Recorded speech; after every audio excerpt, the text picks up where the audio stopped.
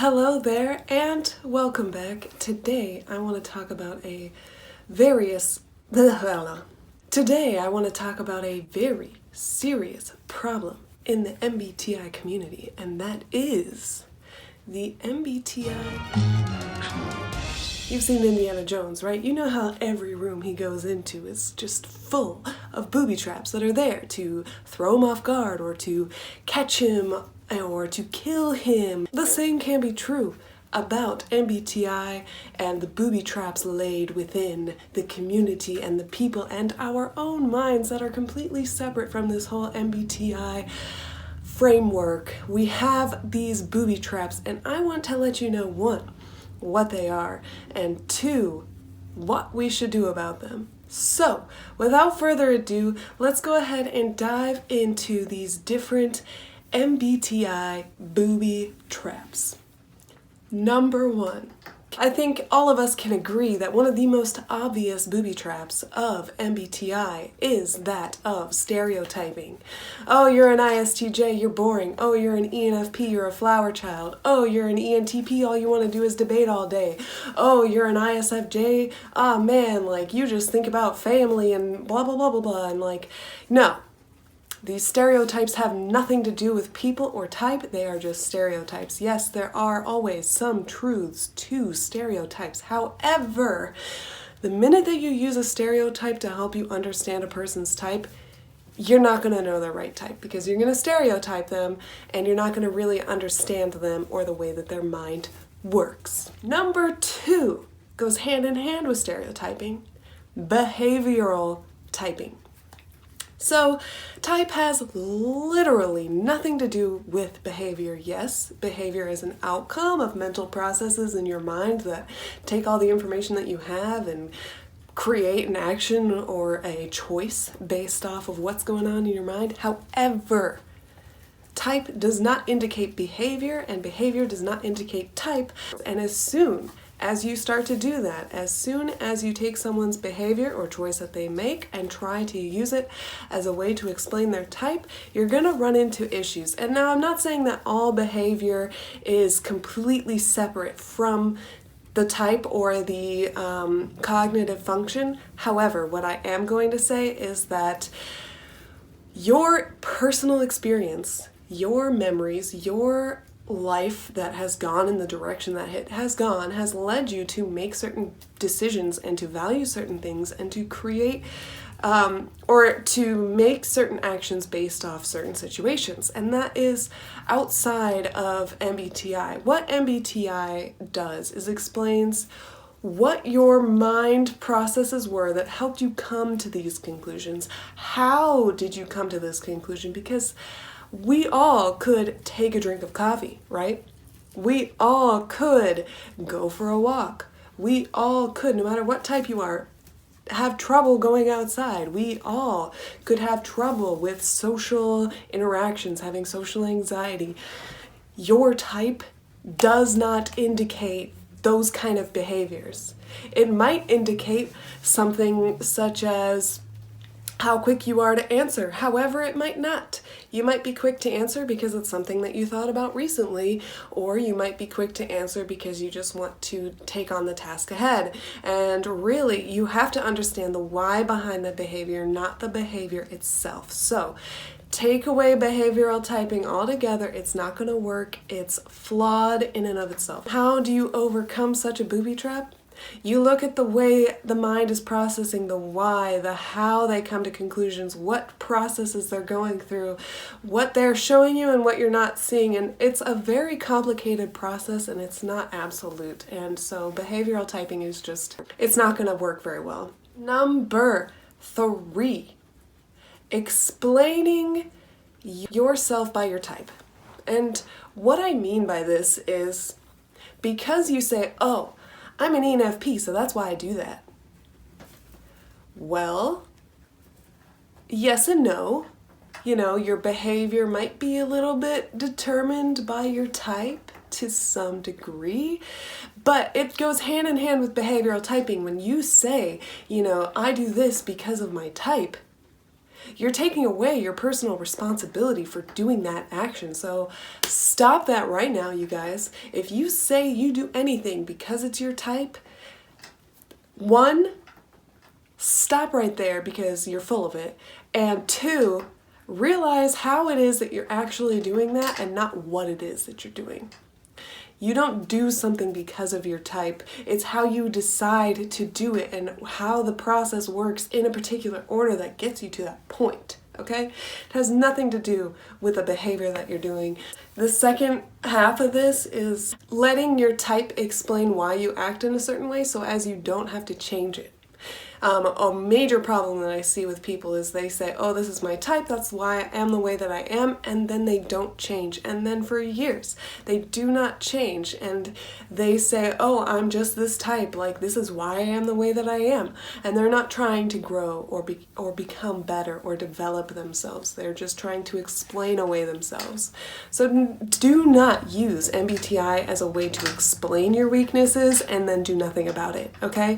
And don't also use it to explain why you're so awesome and then never realize, where your flaws are. Number 4, confirmation bias. Now this is a problem no matter what you do when it's coming to any kind of information. Again, this is stereotyping combining with confirmation bias. And another thing that happens is you're looking for patterns that match an idea in your head of what a type should be or what a cognitive function looks like, and you're ignoring the contradictory information. You're ignoring the information that says that's not always the case. This is a huge problem with MBTI, and it's a huge booby trap that you need to learn how to circumvent. Check yourself for when you're looking for information that confirms your bias, and then take a look at that bias. That's really the only way to overcome that, is as soon as you question the thing that you believe so strongly, now you can start to build upon that and see where the contradictory information is and actually find out how to understand the information. Which leads us to the next point, the next booby trap. Number 5 is misinformation. Now, I myself have been a person who provides misinformation, and I'm well aware of this, and it actually drives me nuts, and I want to delete those videos. But you know what? I don't need to delete those videos because my learning has grown, and I have learned even more just in the last 3 months than I have known in the last 3 years of studying MBTI, and that it's an exponential process, and the more you understand it, the more you can really break down your previous misunderstandings. However, this is where you need to be careful. Just because someone has a lot of followers, just because someone has a lot of conviction with what they say, just because 10 people are saying it, does not mean that it is true. You need to take your own time, your own observations, read the actual theories from the actual people who wrote them, and use your own skepticism to break it down and understand what is true and what is ideation that has nothing to do with reality. What is stereotyping and what is reality, truth? These are things that you need to do, and you can't just take everyone at face value. That's all I have to say. You just can't take everyone at face value. I used to be a trainer for a corporation, and something that would often happen is things change, things update. It's technology, technology is constantly upgrading, advancing, and changing. So sometimes I would have an understanding of something that used to be, some way that things used to be done. And it's changed, but I told the old way because that's what I knew and that's what I remembered, but I was wrong. And so even training, even where I had all the information at my disposal, I was still giving misinformation because I wasn't fact-checking myself. I wasn't making sure in the moment that I was saying something that was 100% true. People were afraid to question me because I'm the teacher. You know what? Throw that mentality out, question the teacher, because the teacher could be going based off old information. This is a trap that we all fall into. We get these ideas of how things should be, and we let that shape reality, and therefore we give some misinformation. So fact check. Do not just take what people say at face value. Use your own mind to come up with your own interpretation, because that's the only way you're ever going to understand it. And if you constantly go by what everyone else says, one, they're not all saying the same thing, so obviously someone is wrong. Like, if all these things cannot be true, so somebody is wrong, and you need to have skepticism when you look at these people and think about, is this right, or is this their own bias being put onto me, okay? Number 6, something that I care a lot about, and I do it a lot, and also when I hear other people doing it, it really frustrates me, and that is that there is a correlation between type and mentality. And by mentality, I mean positive, negative, confidence or lack of confidence, positive or judgmental. There is nothing to do with type in that kind of mindset. That kind of mindset is determined by a person and their experiences, and you're much more likely to find a correlation between trauma and personal experience than cognitive function when it comes to mentality. So, type and mentality do not mean the same thing. Just because someone is an NF doesn't mean that they're always idealistic, and just because someone's an ST doesn't mean that they're always stuck in their ways. So, throw them all out. Mentality has nothing to do with type. You need to realize that. I need to realize that. I need to break myself of this connection, because there actually is no connection. We just want there to be a connection because it would help things be a little easier, okay? Number 7, another correlation that is a booby trap. Creativity is correlated to type.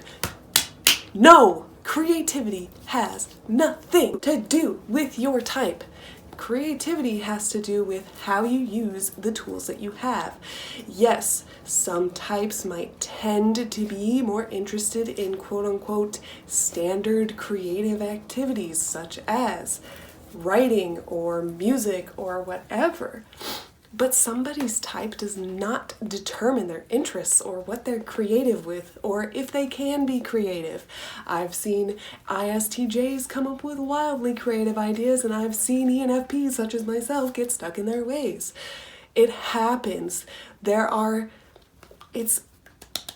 Creativity has nothing to do with type, and so just throw that away. Throw away that mentality, because that's going to make you mistype people like crazy. You're not going to really understand how their mind works.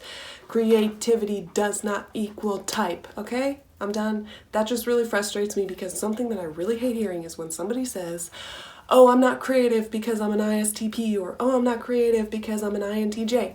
Shut your mouth. Your type has nothing to do with your creativity and your capability of being creative. I'm sorry, it's coming off a little strong. It irks me to no end when somebody says that they're not creative because of their type. Again, this goes back to number 3, explaining your type as a way to avoid change, or using these stereotypes. Creativity and type are not related. Throw that idea out the freaking window, and don't ever tell me that again, or I am going to... I am not interested in a bunch of creative outlets because of my type. I'm interested in it because I find them fun and engaging, and I can do them. And I'm not even that good at them. So it has no, my creativity does not have anything to do with my type. Okay, sorry, I got a little heated. Final point. 8. Having a function equals being good at a function. Okay, this is something that I see all the time in the MBTI community, and this is something that, people use as a way to type people. There's this automatic assumption, booby trap, if you will, that having a function immediately implies that you're good at using that function. That is the most ridiculous concept that you could possibly have. And I used to have it. I used to think, oh, I'm NE, so that means I'm good at it. No, it means that you use it more. And just by proxy, by using it more, you're probably going to get better over time. Like that 10,000 hour rule, you can become a master of anything if you do it for 10,000 hours. Yeah, somebody might have a function and it might be their most favored function and they might use it a lot, but that does not mean that they are good at it or that they are proficient with using it. And the flip side of that is just because you do not have a function in your main 4, that doesn't mean that you can't. Okay? Just because you don't have a priority of a function. So take, for example, your polar function. It's the 7th slot. It's the one that, everyone is blind to. So like, for example, INFPs are blind to SE. ENTPs are blind to FI. Or ISTJs are blind to FE. No. You can still develop this function and still choose to work on it despite your type. And actually, maybe if you realize that you're not using it as much, you can then develop it. But no, just because you have a function or do not prioritize a function doesn't mean that you can't do it or that you're automatically great at it. Okay? That mentality needs to stop. This is what causes more mistyping as well. So, the conclusion to this entire video about MBTI booby traps. We all use all of the functions. We all have the capability of using all of the functions. We have the capability of becoming good at any function that we choose to work on. So the final takeaway, think about what functions you use, think about what functions you would like to work on, and work on them. Make yourself better at them, and don't over-idealize them as being related to a behavior. The functions are not related to behavior, so if you want to work on behavior, work on the behavior. Don't call it a function. It's not a function. It's a behavior, okay? Work on the behaviors to make yourself better and work on the functions to help yourself have a more balanced. I know that this is coming off as intense and, a little bit, what's the word? I'm just being, I'm being just as bad as everything that I'm saying, and I recognize that. Like, I'm doing exactly that by saying these things. I have a bias that people are doing all these things. Though I happen to know from experience that people are doing each and every one of these to some degree because I have also done them. But at the same time, that's not always the case, and we need to really reevaluate what actually is cognitive function and what is behavior and separate the two, because the two, though they can be related, are not actually related. Cognitive function and your behaviors are not the same thing. They just kind of influence each other a little bit. But that's kind of like the same thing as like caffeine influences you to have a little bit more energy, or going for a run, gets your blood pumping. Yeah, going for a run or, using SE can get you excited or get your juices flowing or whatever you want to say. But that doesn't mean that SE is running. See what I'm saying? Okay, I'm done. Because I'm losing it. And I'm losing my mind. And I'm always going to be losing my mind, but that is probably just my personal life path, where I'm just going to constantly lose my mind, try to pull it all together, lose my mind again, pull it all together, lose my mind again, and so on and so forth. So, without further ado, I leave you to comment away and troll away in the comments. I know how you guys like to troll away. Not necessarily on my videos, but on other videos, and I open you to trolling because I think it's funny. But I would like to hear if you have experienced yourself doing any of these, falling into any of these booby traps, or if there are more booby traps that you think I missed and should have brought to the attention in this video. I think it's important that we start reevaluating what MBTI actually means so that we can actually understand humans and stop just labeling things arbitrarily. I mean, that's really just the basics of it all. Like, just arbitrary labeling is not helping anybody. I mean, it's helping some people, but it's also causing a lot more problems. So anyway, again, here I go down these rabbit holes of conversational booby traps of their own. So without further ado, I will let you guys leave, and I hope you have a beautiful, amazing, wonderful, fantastic day. Bye!